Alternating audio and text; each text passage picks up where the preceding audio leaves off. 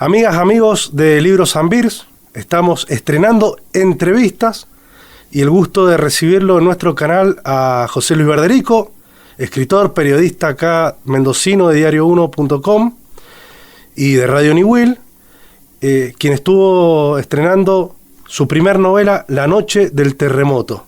Verde, ¿cómo estás? Gracias por recibirnos. Bueno, hola Mati, ¿qué tal? Gracias por invitarme.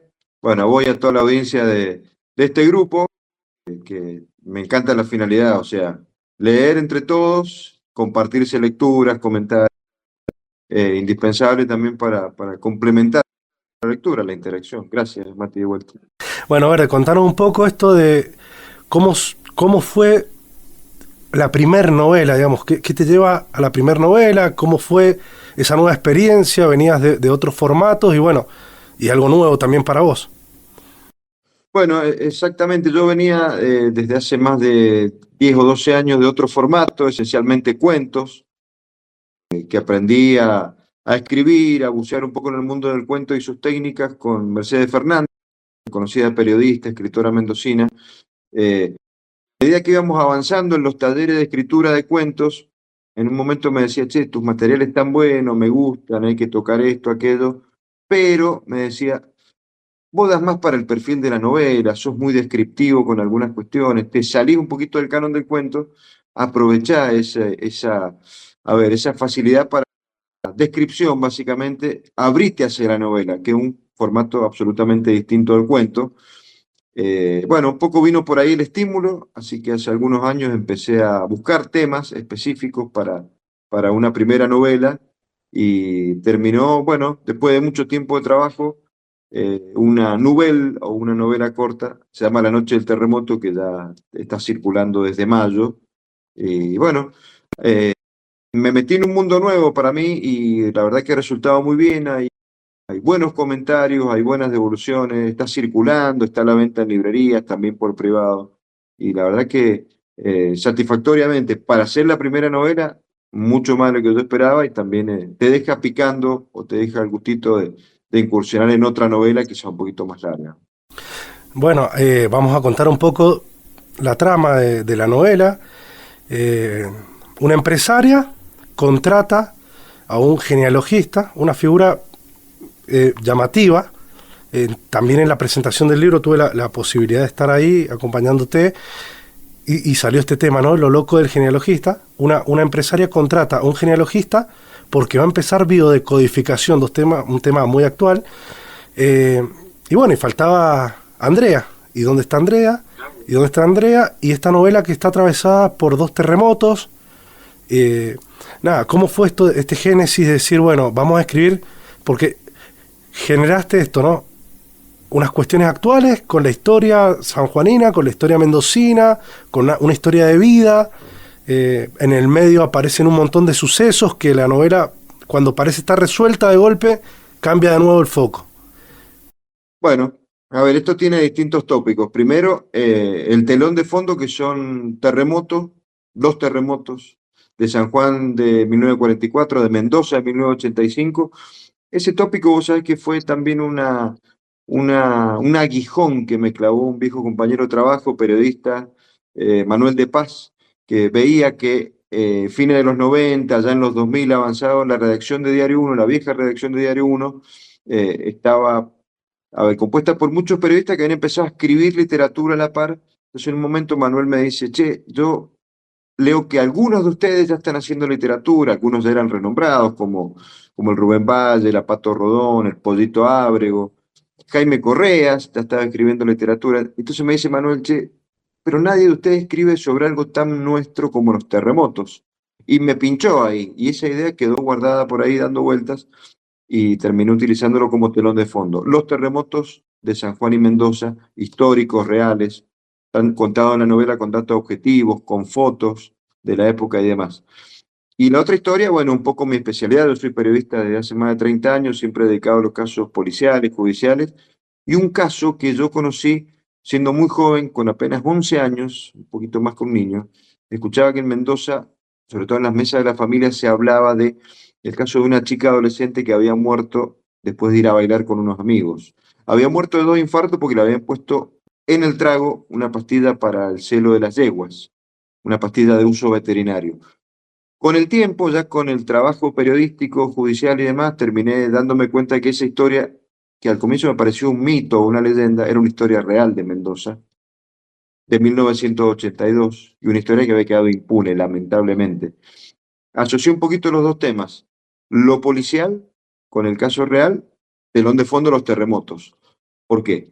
Caso mendocino sin resolver, con un telón de fondo bien mendocino, como son los terremotos, los sismos, que también nos alcanzan a los mendocinos, a los sanjuaninos, a la región toda, y algo en común, no solo con Cuyo, sino con todo el mundo, la impunidad, que a veces en los pueblos o en las grandísimas ciudades, pero esencialmente en los pueblos, hay historias que quedan adormecidas, que quedan calladas, a pesar de que muchos saben cómo ocurrieron esas historias. La historia de María Cecilia León, ocurrida en Mendoza en 1982, es una de esas tantas historias que nuestra sociedad de Mendoza eligió por conveniencia, por miedo, y en el libro la contamos completa a través de una testigo. Volvemos a este caso, a esta cuestión que tenemos, ¿no? La justicia afina al Ejecutivo, ¿no?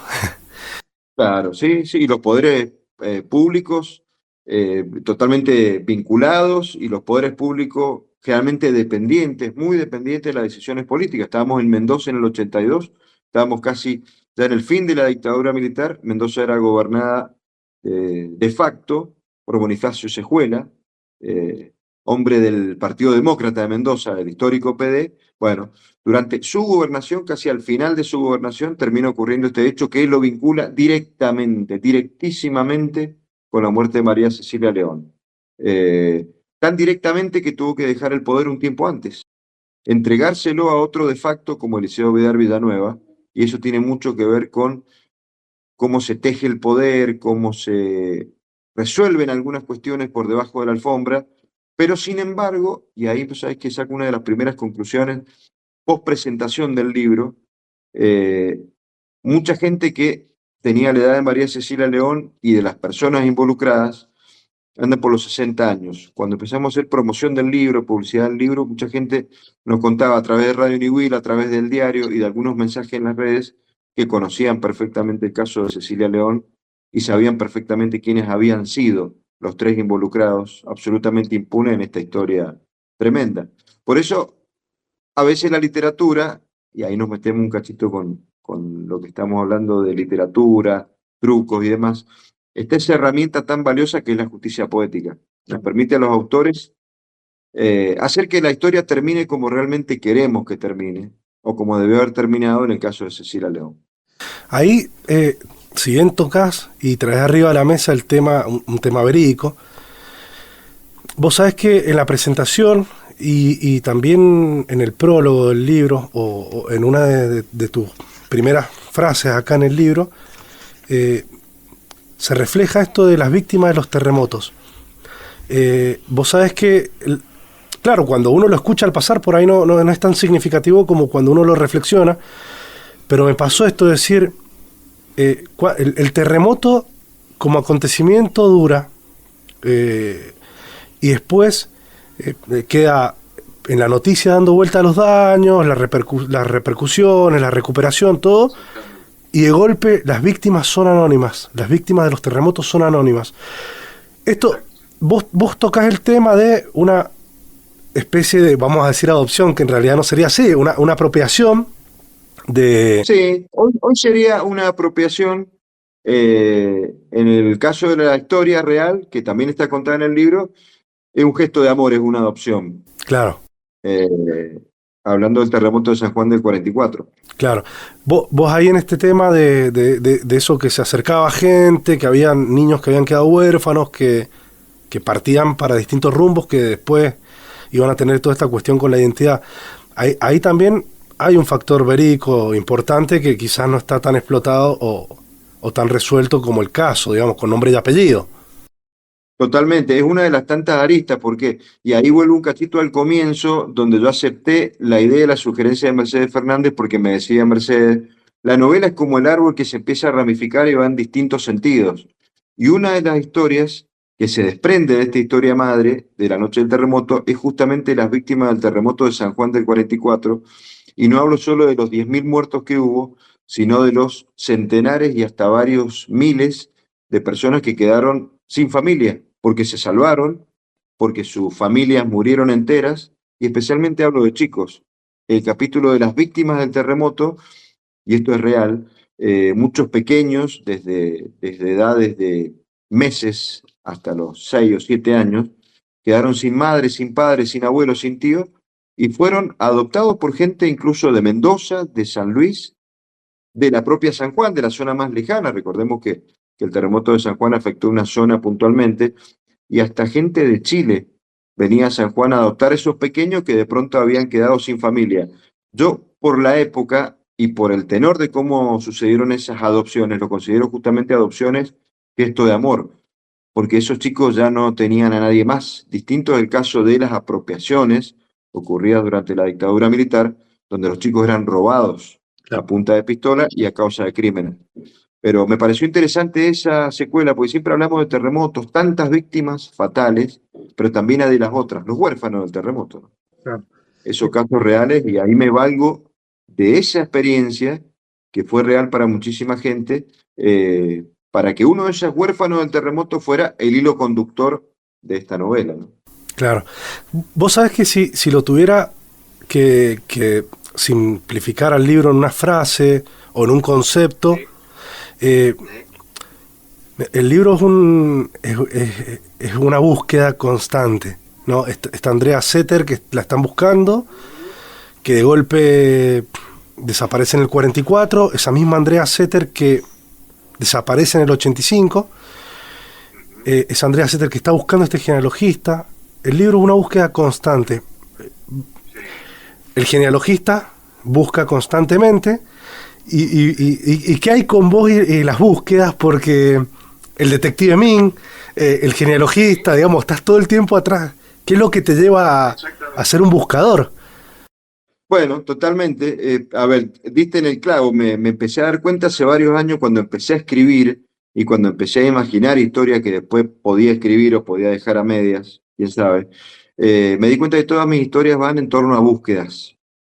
¿Será que inconscientemente siempre voy buscando no sé qué internamente, pero sí me doy cuenta que en la vida real, a la hora de elegir temas, todos mis personajes son buscadores? Yo creo que en el fondo todos estamos buscando algo.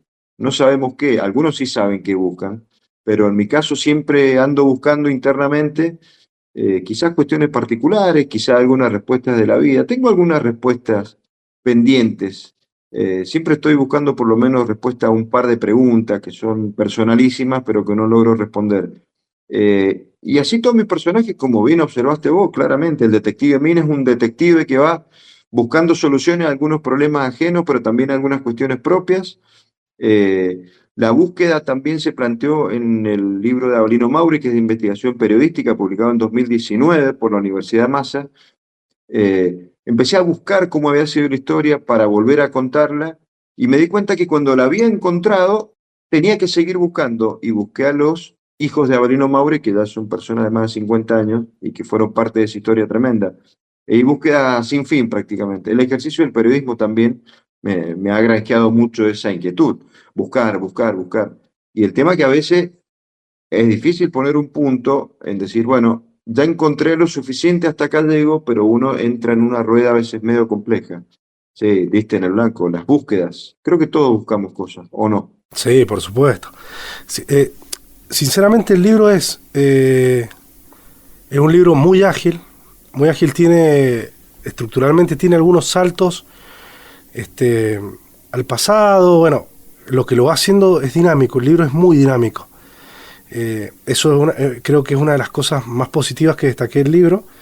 Y bueno, y también me gustaría conocer un poco qué tenés pensado, qué tenés pensado para el próximamente, con qué seguir. A ver, estoy escribiendo, yo he publicado 4 libros, este es el cuarto. Tengo el pendiente el volumen 2 del Detective Min, que van a ser más cuentos de búsquedas, de problemas ajenos que hay que ayudar a resolver.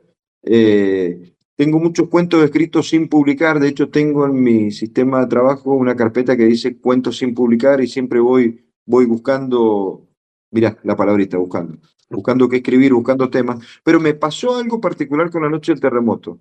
Eh, Te agradezco el elogio, coincide con mucha gente que dice es una escritura ágil, dinámica, por momentos escrito en la forma en la que se habla y lo hace más dinámico, ida y vuelta, diálogo, cambios de narradores, en primera, en tercera, a veces narra Sinisterre, a veces narran otras personas, pero hay gente que me dice, che, te quedaste corto, me quedé con ganas de leer más, terminé la novela en un día o en dos, y me dejaron picando la posibilidad de continuar algunas aventuras respecto de Augusto Sinisterre, que es el genealogista, un tipo que de pronto, de la nada, se convierte en genealogista, casi de manera fortuita, y que se especializa en árboles genealógicos y de familia.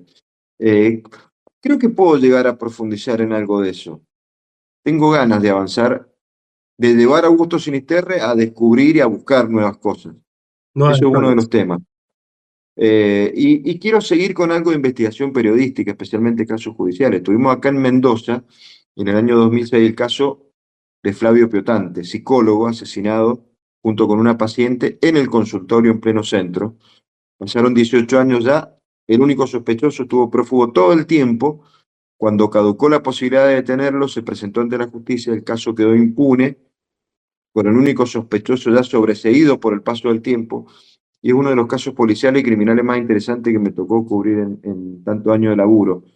También tengo ganas de abrevar por ahí también. Pero a veces quiero salirme de lo real y volar un cachito, y me parece que Sinisterre va a tener una nueva chance en el futuro. Sí, sí, sí, me interesa eso. Sí, comparto también esto de que el libro te deja gusto, digamos, como a poco, porque el libro, al ser tan rápido y el cierre del libro es tan abrupto, todas estas cosas que empiezan a coincidir, estos encuentros que se empiezan a generar, te deja como, vamos a ver, de seguir un poquito más. Totalmente. A ver, y también una clave que la comparto con la audiencia, lectores, escritores y demás, que a veces se plantea esa pregunta entre los colegas, y a veces uno curiosea, dice, che, ¿de dónde sacó alguna idea de este tipo? Bueno, algunas claves ya te las di. Está contado una especie de historias de algunas familias ahí adentro, de cómo se compone finalmente la familia de la famosa Andrea a la que hay que encontrar. Bueno, ahí hay cositas propias, cositas de conocidos, hay fechas claves que tienen mucho que ver con mi vida y la de gente conocida, pero principalmente Andrea, que es la persona que hay que empezar a buscar desde el comienzo del libro. Es una cuestión casi autobiográfica. O sea, que yo crecí desde pibe escuchando a mi madre que hablaba con su hermana, que hablaban de una tía que le habían perdido el rastro, una tía muy joven que le había perdido el rastro. Decían, che, ¿qué pasó con la tía Andrea? ¿Qué pasó con Andrea? Y yo dije, me quedó picando tan de pibe que con los años, yo empecé a buscar a Andrea en la vida real en el año 2015. Ah. Y creo haber encontrado algunos datos de aquella Andrea real. Andrea Silva se llamaba, por los tiempos se llamaba. Eh, pero también decidí honrar un poquito esa búsqueda, porque, y finalmente el tema de árboles de familia y genealógico. Sobre todo cuando tenemos cierta edad, a veces nos pica la curiosidad de decir, che, ya sé quién es mi viejo, mi vieja, afortunadamente muchos podemos saberlo, lamentablemente muchos no, pero después uno quiere ir más atrás en el tiempo. ¿Quién era el bisabuelo? ¿De dónde vino? Y entre gente que ya supera los 30, los 40, los 50, se hace muy de moda a veces pedir che, un árbol genealógico para saber de dónde vengo. El escudo de la familia. Bueno, tener un poquito más. Yo creo que cuando uno se va acercando más al tiempo de la fecha de vencimiento, por decirlo de alguna manera, quiere asirse de los orígenes y a veces eso ocurre. Y me pasó un poquito ahí. Árbol genealógico yo hice hace mucho tiempo. Inicié la búsqueda de esa Andrea, algunos datos encontré, pero aproveché esta Andrea para contarla acá en la novela. Andrea Setter. Andrea Zetter. Y ese Setter homenajea a un desaparecido café del centro de Mendoza. Ah, En la calle San Martín hace muchos años, cerca de la peatonal, estaba un clásico, el Setter. Los pibes de fines de los 80 íbamos a tomar café al Setter o al Colorado. Colorado estaba en la calle Colón. Bueno, también un guiño para la mendocinidad de los fines de los 80 cuando ocurrió este caso. y tu corazón en Guaymallén ahí, con algunos nombres de intersecciones, de calles. Sí, mi corazón en Guaymallén. Villanueva. En Villanueva, donde crecí hasta la adolescencia, que tomé otro rumbo, pero esencialmente en San José.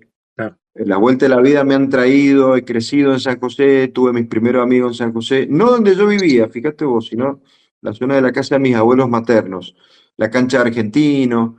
Después, ya de haber formado familia, me radiqué en San José, mi hijo nació en San José. Con el paso del tiempo estoy viviendo de vuelta en San José, pero Villanueva está en el corazoncito, el Club Murialdo, el fútbol, la escuela Almafuerte. Y hay una esquina que es la calle Arenales, que está cerquita de la municipalidad, y la calle Quintana, que está más cerquita, Arenales y Quintana, y uno se permite jugar a veces, y eso es lo divertido de la literatura, del libre albedrío. Chic, chic. Y bueno, la empresaria que empieza a buscar a la famosa tía Andrea se llama Quintana y Arenales, de doble apellido, viste, abolengo. Claro. Tiene mucha plata, es un poquito soberbia y se encuentra con Sinisterre, que es un buscador, que es un perfectista de su laburo y que ha terminado su árbol genealógico y cuando lo entrega, Ariadna Quintana y Arenales le dice, pero acá está faltando alguien. Claro. ¿Dónde está Andrea? Y ahí empieza la búsqueda de la noche del terremoto. Empieza la búsqueda.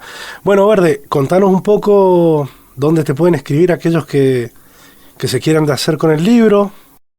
Bueno, con mucho gusto. Yo habilité un correo electrónico que es todo junto, la noche del terremoto, @gmail.com. Estoy en las redes sociales, estoy sobre todo en Facebook, medio veterano, pero sigo en Facebook. Ahí recibo mensajes, opiniones, hay promociones permanentes del libro. El libro se puede conseguir en García Santos Libros y agradezco a la Pilar García Santos. El Beto Sonino también abrió las puertas de Antú Librería, también en La Barraca. También un abrazo para el Beto y su gente. Hay un punto acá, un asterisco acá. Hay gente que son libreros de verdad y que también le han abierto la puerta a los autores, no solo a sus clientes, para recomendarles libros mendocinos y demás, sino que también abren sus lugares que se transforman en punto de reunión, de presentaciones y demás. Así que, bueno, la gente que quiera contactarme, la noche del terremoto, @gmail.com, José Luis Verderico, acá estoy. Ha escrito mucha gente de la audiencia aportando datos, mensajes, opiniones, gente que conoció a Cecilia León y gente que no la conoció y que ha leído la obra y que le gusta mucho, así que bienvenidas sean todos los comentarios, opiniones y el intercambio, básicamente, que es como esto mismo. Bueno, Verde, muchísimas gracias por estos minutos. Bueno, recomendadísima entonces, La noche del terremoto, una gran novela mendocina. Así que bueno, gracias por compartir con nosotros estos minutos.